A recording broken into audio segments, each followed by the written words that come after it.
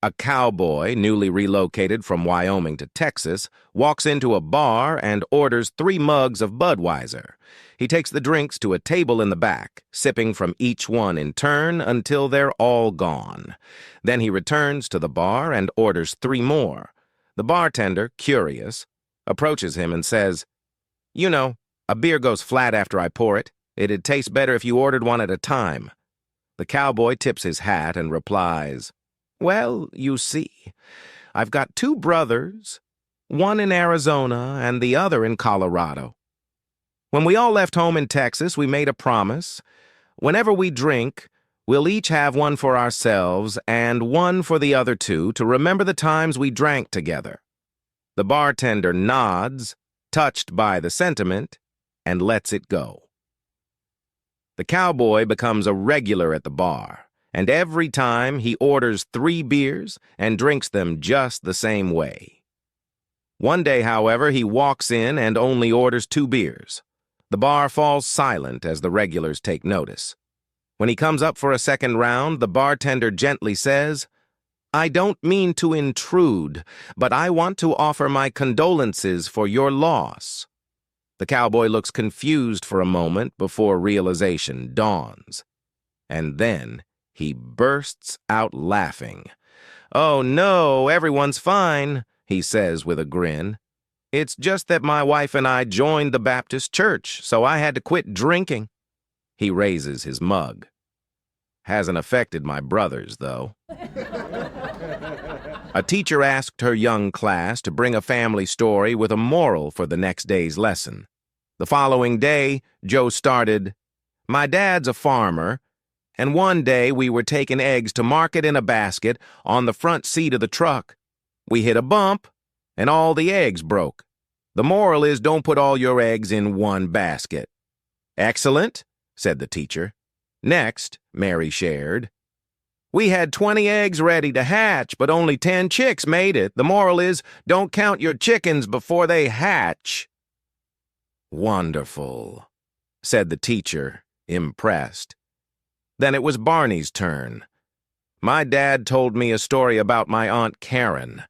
She was a flight engineer during the war. Her plane got hit and she had to bail out over enemy territory with only a bottle of whiskey, a machine gun, and a machete."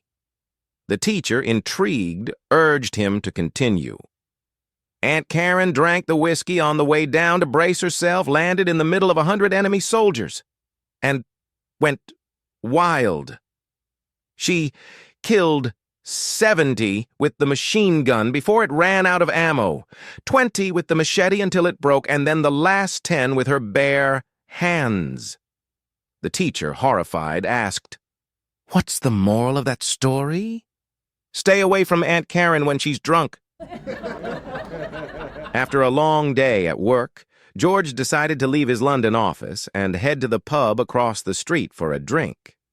As he stepped outside, the rain was pouring down, and a large puddle blocked the entrance to the pub. As he crossed the street, he noticed an old man standing by the puddle, holding a rod with a string hanging into the water. Curiosity getting the best of him, George approached and asked, "What are you doing?" "Fishing," the old man replied without even looking at him. Poor old fool, George thought, and feeling generous, he invited the old man for a drink at the pub. As they sat sipping their whiskey, George decided to humor him and asked, "So how many have you caught?" "You're the 8th. 2 men were sitting next to each other at a bar. After a while, one of them looked at the other and said, "I can't help but think from your accent that you're from Ireland." The other guy proudly responded, "Yes, I am." "Whereabout in Ireland are you from?" the first guy asked. "I'm from Dublin," the second guy replied. "Well, what do you know?" "So am I," said the first guy. "And what street did you live on in Dublin?" "A lovely little spot," said the second guy. "I lived on McCleary Street, right in the heart of town." The first guy was increasingly excited. "Faith and Begorra? So did I. What school did you go to?" "St. Mary's," said the second guy. Well, I'll be. Me too, said the first guy, nearly jumping out of his seat. What year did you graduate?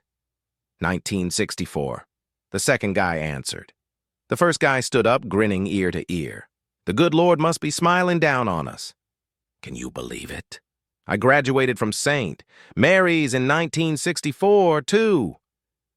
Just then, a third man walked into the bar, sat down, and ordered a beer.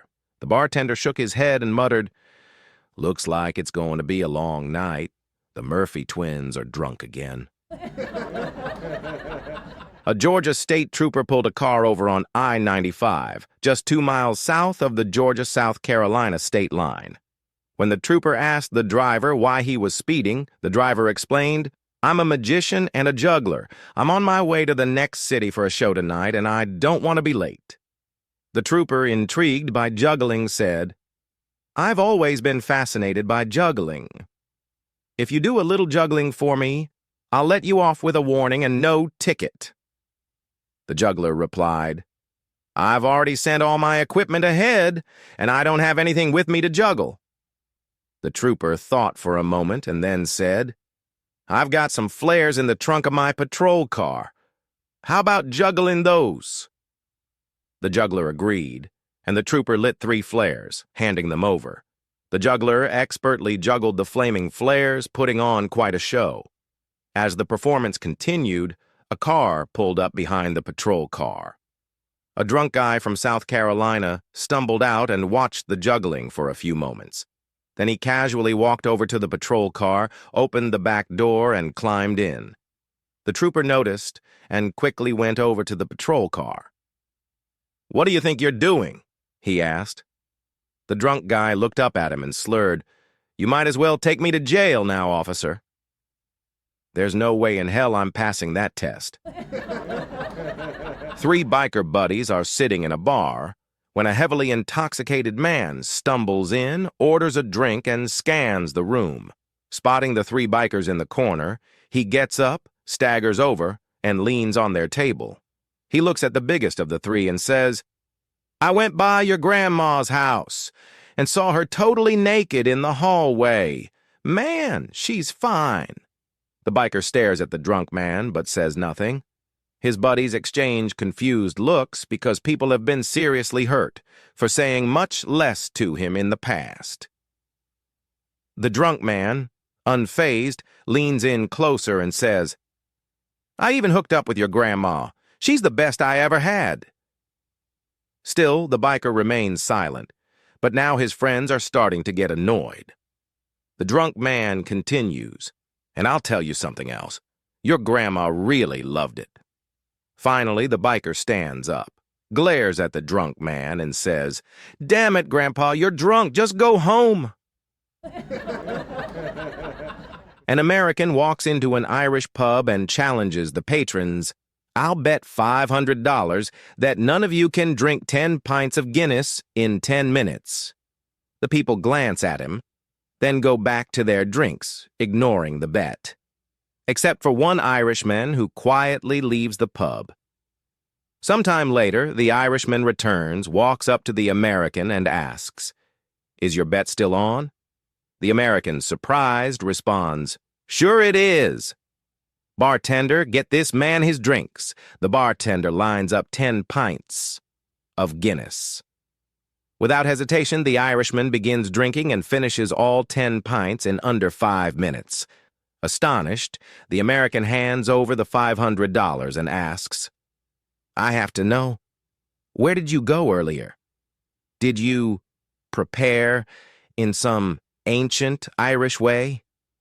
The Irishman shrugs and replies, "Nah, I just went next door to see if I could do it first."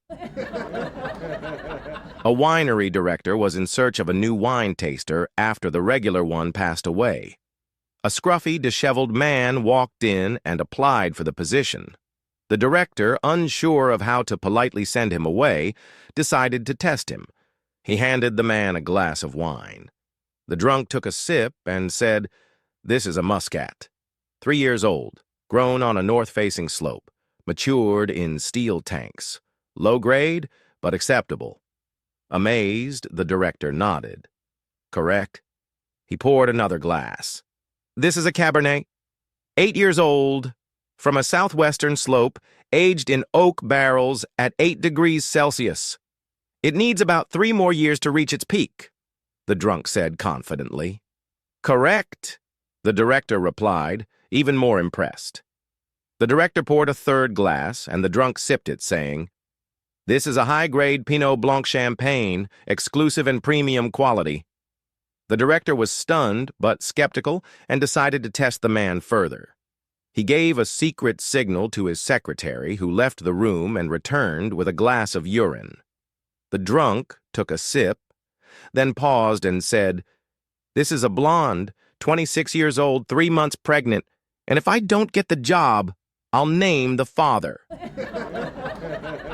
A neo-Nazi walks into a bar, scans the room, and spots an older Orthodox Jewish man sitting at a table.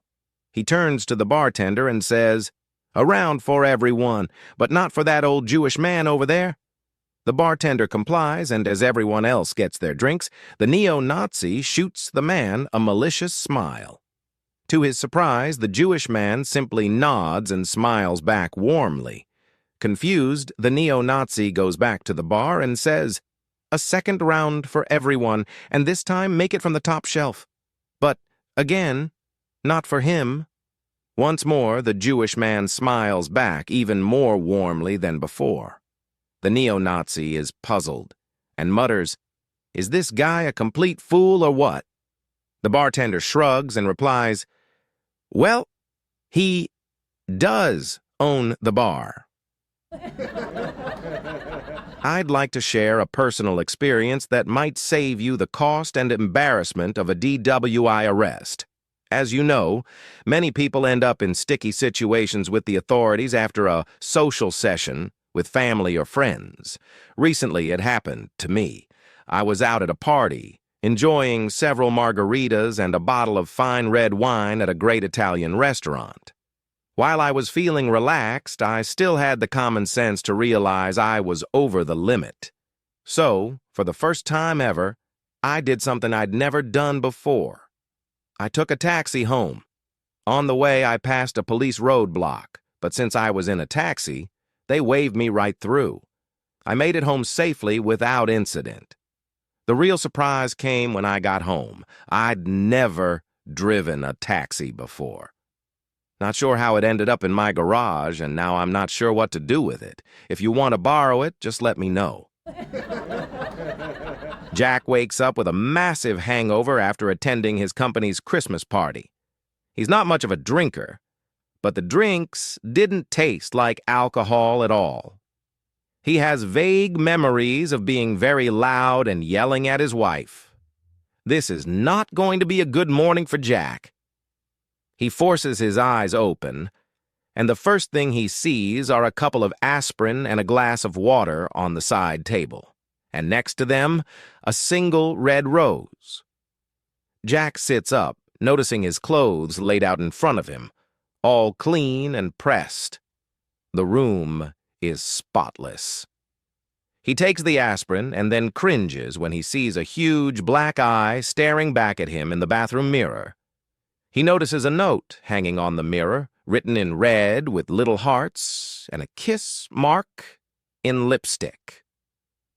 "Honey, breakfast is on the stove. I left early to get groceries for your favorite dinner tonight. I love you, darling. Love, Jillian." Jack stumbles into the kitchen. Sure enough, there's a hot breakfast, steaming coffee, and the morning newspaper waiting for him. His son is sitting at the table eating. Jack asks, "Son, what happened last night?" "Well," his son says thoughtfully, "you came home after 3 a.m. completely drunk. You fell over the coffee table and broke it, then puked in the hallway. You got that black eye when you ran into the door." Still confused, Jack asks, "So why is everything so perfect? Why is there a rose and breakfast waiting for me?" His son shrugs and says, "I don't know. The only thing I remember is Mom dragging you to the bedroom, and when she tried to take your pants off, you screamed, 'Leave me alone, I'm married!'" The other night, I was invited out for a girls' night. I told my husband I'd be home by midnight. I promise. Well, the hours slipped by, and the margaritas went down way too easily. Around 3 a.m., a bit tipsy, I headed for home. As I walked through the door, the cuckoo clock in the hallway chimed 3 times. Realizing my husband would probably wake up, I quickly cuckooed another 9 times. Proud of my quick thinking, I thought, 3 cuckoos plus 9 equals 12. Midnight! The next morning, my husband asked what time I got in. I confidently told him, midnight. He didn't seem upset at all. Phew, I got away with it. Then he said, we need a new cuckoo clock. I asked, why? He replied, well, last night our clock cuckooed 3 times. Then said, oh, crap. It cuckooed 4 more times, cleared its throat, cuckooed 3 times, giggled, cuckooed twice more, and then tripped over the coffee table and passed wind. One warm evening, a man walks into a bar and approaches the cheerful bartender. He orders his favorite premium beer. Certainly, sir, that'll be 1 cent, says the bartender. 1 single penny? The man exclaims. Yes, sir, just 1 penny, the bartender replies. The man takes the glass of beer, enjoys a satisfying gulp, and then notices the menu. Could I have a nice juicy T-bone steak with fries, peas, and a salad? He asks. Certainly, sir, says the bartender, but that'll cost you real money. How much? The man inquires. 4 cents, the bartender responds. 4 cents, the man exclaims. Where's the owner of this place? The bartender replies, upstairs with my wife. The man asks, what's he doing with your wife? The bartender smiles and says, same thing I'm doing to his business. A man is sitting at a bar after work, looking stressed. He tells the bartender, I haven't been sleeping well. I keep having nightmares about a monster under my bed, and I'm too embarrassed to get help. A patron overhears this and introduces himself. I'm a psychiatrist. I think I can help. The first step is to recognize that these are just dreams, and that's pretty obvious. A few sessions with me and you'll be fine. Here's my card. A few weeks later, the same 2 are at the bar again. The psychiatrist asks, how are the nightmares? I never heard from you, so I hope everything's okay. The man replies, everything's great. The bartender helped me. The psychiatrist looks surprised. The bartender helped you? You needed a trained professional. What could a bartender possibly do that I couldn't? The man grins and says, he told me to see the legs off my bed. One night, an old, stingy man managed to get a free Viagra pill and decided to try it out. Excited, he went to his wife, and after about half an hour of celebration, his wife, feeling a bit overwhelmed, said, hey, it's starting to hurt. Can we stop now?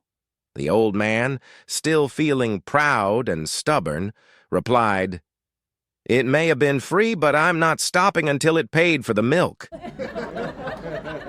Back in 1971, when I was in high school, our wrestling team was gearing up for the state championships. Our 190-pound wrestler, Steve, was hoping to make it to the Olympics and needed 1 more win to qualify for the trials.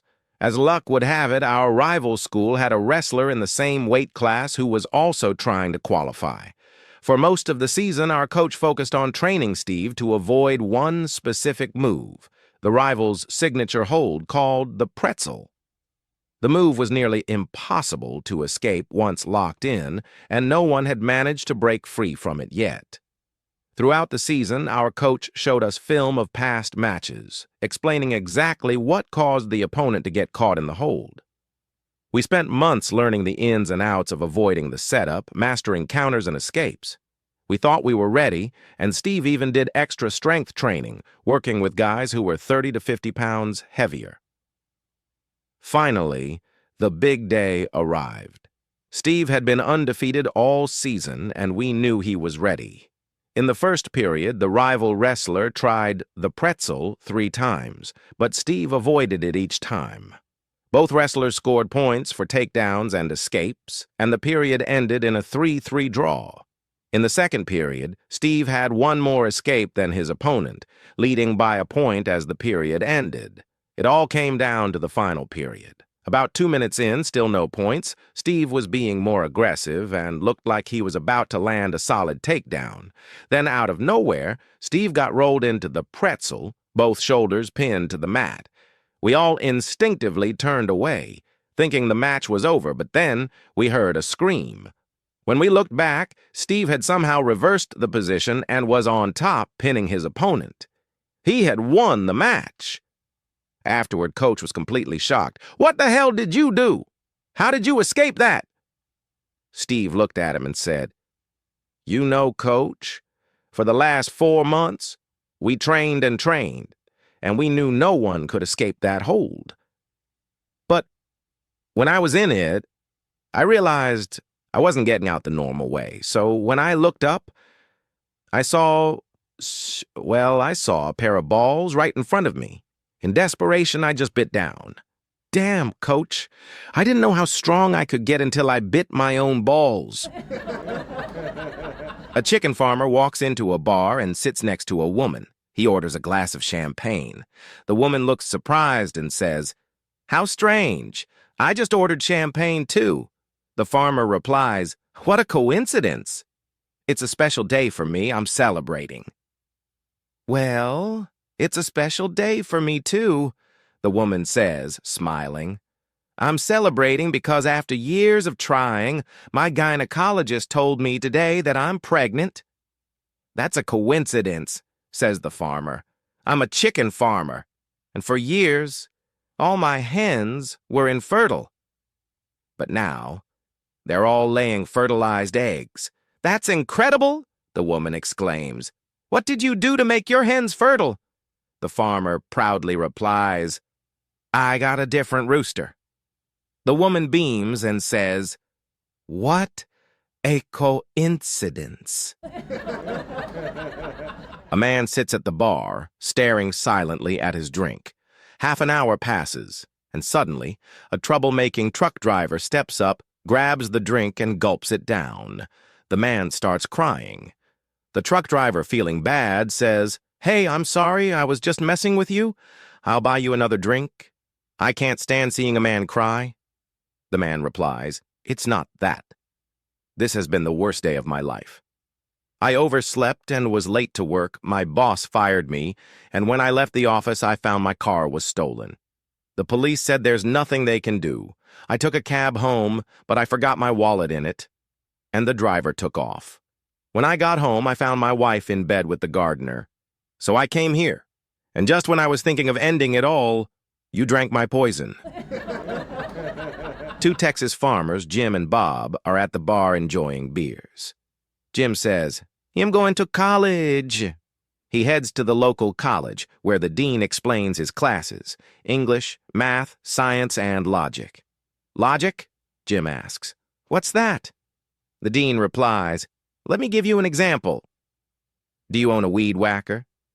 "Yes," Jim says proudly. "Well, if you own a weed whacker, logically you must have a lawn." "Yes, I do. And if you have a lawn, logically you own a house." "Yes." "And if you own a house, logically you have a family." "Yes." "And if you have a family, logically you have a wife." "Yes." "And if you have a wife, logically you're heterosexual." "Yes, I am." Jim runs back to the bar, excited. "Bob, I'm taking 4 classes now: English, math, science, and logic." "Logic? What's that?" "I'll show you. Do you own a weed whacker?" "No." "Then you're gay." 2 policemen were on patrol at 4 a.m. when they spotted an older man staggering down the street, barely able to walk straight. They stopped him for questioning, concerned he might be drunk in public or about to drive. "Where are you coming from, sir?" one of the officers asked. The man slurred, "I come from the best place in the world." "What place is that?" the officer asked. The best bar ever, the man continued with a grin. The drinks are amazing, and the girls are so friendly, each one nicer than the last. Sounds like quite a place, the officer said, but where are you headed now at this hour? Shouldn't you be in bed? The man winked and replied, What? Sleep? No way. I'm on my way to a lecture on alcohol addiction, the dangers of smoking, and proper social behavior. The officer raised an eyebrow, exchanging a skeptical glance with his partner. Really? A lecture on all that at this hour? I find that hard to believe. Are you sure you didn't drink a little too much tonight? The man sighed and shook his head. Tell that to my wife. A man spends the entire day drinking at a bar. Late at night, he checks his watch. 1:30 a.m. I need to get home now or the wife's gonna kill me, he mutters to the bartender. But as he stands up, he stumbles and falls flat on the floor. I'm way too drunk, he says, frustrated. I need to sober up. He orders a coffee from the bartender, drinks it, and waits for 30 minutes. After a little while, he tries again to stand, but once more he collapses even harder this time. Realizing that this plan isn't working, he decides he has to get home no matter what, so he starts crawling toward his house. 40 minutes later, he finally makes it, slips into bed next to his peacefully sleeping wife, and passes out. The next morning, his wife wakes him up with a frown. So, how was your night, huh? Enjoy drinking all day. The man, confident that his wife was asleep when he came home, tries to play it cool. Not much. Just hanging with some co-workers. We barely drank, just a couple of beers. His wife nods knowingly. Uh-huh. That makes sense. She starts to turn away, but then stops and turns back to him with a smirk. Oh, by the way, the bar owner called this morning. Your wheelchair's waiting for you, idiot. A man walks into a bar with his dog and says, I'll have a scotch and water, and my dog would like a whiskey sour. The bartender shakes his head. Sorry, we don't allow animals in here. To the bartender's surprise, the dog suddenly speaks up. Hey, I'm tired of being discriminated against. Just give me a drink. The bartender, stunned, says, Oh no, not another ventriloquist with the old talking dog trick. Both of you, get out of here. The man insists, No, this isn't a trick. I'll tell you what, I'll go for a walk around the block and you talk to Gizmo here. The man leaves and the bartender watches him turn the corner. Now, can I have my drink? The dog asks. The bartender is completely floored. Sure, it's on the house. And listen, can you do me a favor? My wife works next door at the cafe. It'll make her day if you go in and order a cup of coffee. Here's $10, and you can keep the change. The dog nods and takes the $10 before leaving. 10 minutes go by, and the dog still hasn't returned. The owner comes back into the bar and asks where the dog is. They both leave to see what happened. As they approach the cafe, they spot Gizmo in an alley, getting cozy with a French poodle. The owner shouts, Gizmo! What are you doing? You've never done this before? The dog looks up, shrugs, and says, Well, I've never had any money before. A man walks into a bar and says to the bartender, Beer for me, beer for you, and beer for everyone in the bar. After drinking, the man starts to leave. Hey, what about the payment? The bartender yells. I don't have any money, the man replies. The bartender, furious, beats the man as hard as he can, then throws him out onto the street. The next evening, the man walks back into the bar and says, Beer for me, beer for you, and beer for everyone in the bar. The bartender thinks, He can't be foolish enough to try the same trick again, and he must have money tonight, so he serves the beers. After drinking, the man starts walking out again. Hey, what about the payment? Yells the bartender. I don't have any money, the man replies. The bartender, enraged, beats the man even harder this time, then throws him out onto the street again. The following evening, the man walks into the bar once more and says, "Beer for me and beer for everyone," in the bar. The bartender, disgusted, asks, "What? No beer for me this time?" The man shrugs and says, "Nah, you get violent when you drink."